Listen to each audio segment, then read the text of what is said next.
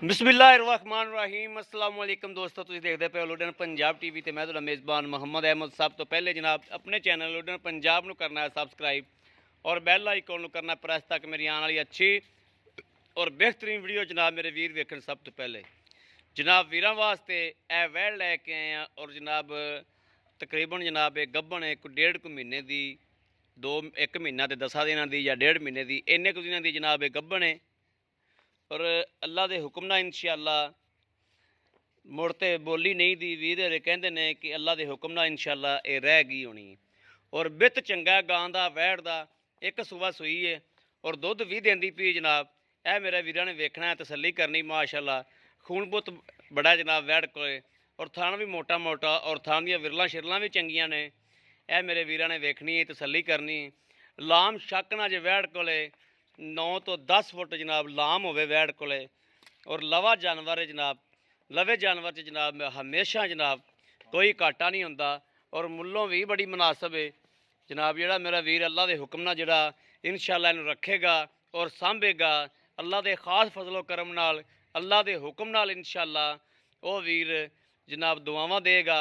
और अल्लाह के हुक्म नाल जदों तैयार होवेगी दुद्धां वाले भी बस्ते बनेगी और वीर नूं इंशाअल्लाह रजा भी जाएगी, क्योंकि सील साऊ भी बड़ी है और वैड़ का जनाब बुत भी बड़ा है, कद कबाड़ा हर शह जनाब सोहना सुथरा है जनाब। और हालतर भी जनाब वैड़ की लाम भी मेरे वीर ने वेखनी है कि वैड़ को लाम भी बड़ी माशाअल्लाह और सिरों मोनी है। वैड़ को सनप पूरा है, हुसन पूरा है माशाअल्लाह, हर पासों पूरी है। तो गब्बन भी जनाब हैगी है और दुध भी हैगा। यह जनाब सील साऊ भी हैगी माशाअल्लाह।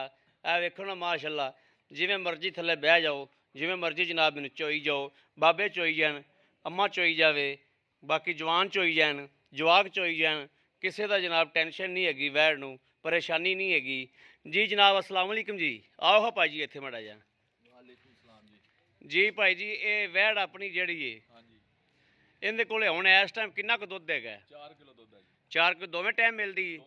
टीका टूका लाते जो या पहाड़े ते? इस तरह ही जिवें पट्ठे पा के थल्ले बह जाओ, बस थल्ले बह जाओ, ठीक हो गया।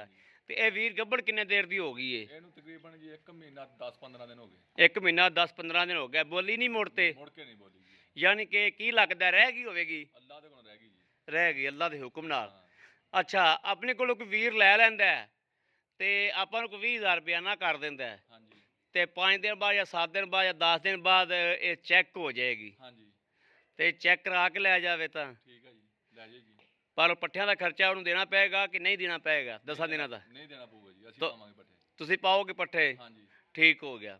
यानी कि 10 दिन बाद आवे चैक करावे तो लै जावे, ਲੈ ਜਾਈਏ ਜੀ। क्योंकि वैड़ रह गई है, ਅੱਲਾ ਦੇ ਕੋਲੋਂ ਰਹਿ ਗਈ ਜੀ। वैड़ रह गई है। ठीक हो गया। ਹਾਂਜੀ तो इनके जेडे पैसे लै लेने ने मुनासिब जे 1,45,000 ਰੁਪਏ 1,45,000 रुपया, ਹਾਂਜੀ इनके विचों कोई प्यार मुहब्बत ਮੌਕੇ ਤੇ ਕਰ ਲਾਂਗੇ ਜੀ ਆਪਾਂ। मौके पर हो जाएगी, ਹਾਂਜੀ कूनी भी हो जाएगी। ਹਾਂਜੀ ठीक हो गया। ਹਾਂਜੀ लो जी मेरे वीरां दे सामने मालक को जनाब तसली भी लई है और अल्लाह के हुक्म नाल इंशाअल्लाह अल्लाह पाक दे खास फजलो करम नाल इंशाअल्लाह अल्लाह पाक दी मेहरबानी नाल इंशाअल्लाह मेरे मदीने वाले दे सदके वैड़ गब्बन है। अल्लाह के हुक्म नाल इंशाअल्लाह वैड़ गब्बन है। 100 चों 90% वैड़ गब्बन है, 10% हो सकता है भी ना भी होवे। 100 चों 90% इंशाअल्लाह यकीन है और भी ये वैड़ गब्बन है। किसी वीर भरा नूं चाहिए होवे राबता कर सकते हैं 0307 00 15 881। ਇਹੋ ਹੀ जनाब WhatsApp नंबर है, ਇਹੋ ही राबता नंबर है। बाकी उम्मीद करा कि साडी अज वाली वीडियो मेरे वीरां नूं पसंद आवेगी। पसंद आवे कमेंट लाइक शेयर आदे वीर नूं जरूर करता रहना ताकि तुहाडा वीर तुहाडे वास्ते बाहर फिर के अच्छे तो अच्छा जानवर लैके हाज़र हुंदा रहे। बाकी जनाब इस वीडियो तो आदे वीर नूं देनी इजाज़त। अल्लाह निगहबान, पाकिस्तान जिंदाबाद।